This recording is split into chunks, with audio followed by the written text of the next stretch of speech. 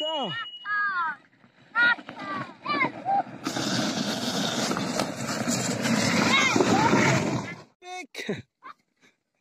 یا چند تا آوار یا منی وایستا سلام علیکم دوستان عزیز تماشابینا خوش آمدید به کانال ما. شکلی که میبینید امروز نهار سمیان نهار کنیم یادی دورهای جوانی اومدیم همینجا قطعیم بچه ها او سرفتان اوزی بچگی نه قطعی سایوسو میاد نیم را شکلی که میبینید هرچیگی نزنی هم پیش دیگه نه جایی که میبینی او پریده یخ کده هم بالو پریده اصلا خیلی یخ کده دیگه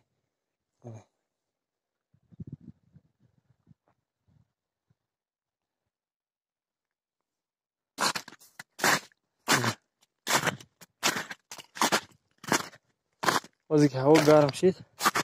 دفعه گیرم روی کم کم اوش رفتی که او شده احساس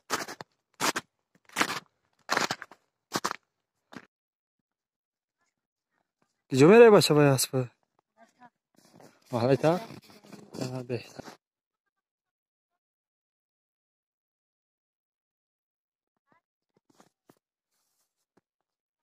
کودکو باشن ای پای بوزی خچونه شده بو برف میبوره همه جو سفید شیگینوشو زدکوش داده شو ای پای خچو کورباری خچوه این طرف باشد دهی لندی و طرف باشد دهی سوگه همونجوری که میبینین همونجو طرف دهی سوگه هم طرف این طرف باشد قشاقبه طرفی رایون میره مرکز هیچ خیلی چی کجا میره ریجا زنی کجا میزنی کو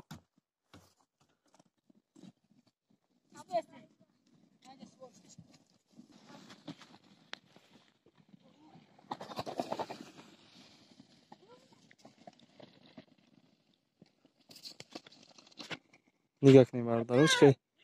میفته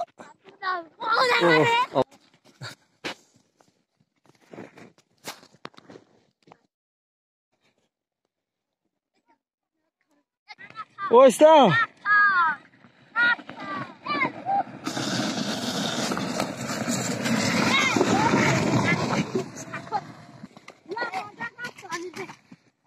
وایستا امیر بک یا چند تا آوار یا منی وایستا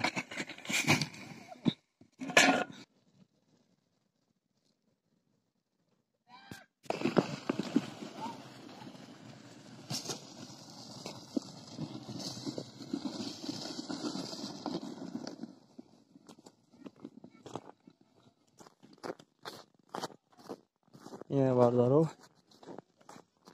یک ویدیو رو تماشا میکنیم دستگیری میکنیم یک ویدیو جوانی میکنیم بردارو اگر ویدیو معقول شد در کامنتر می نویسید لایک میکنید یادتون نبرین بردارو دستگیری یا ماش به خاطر شما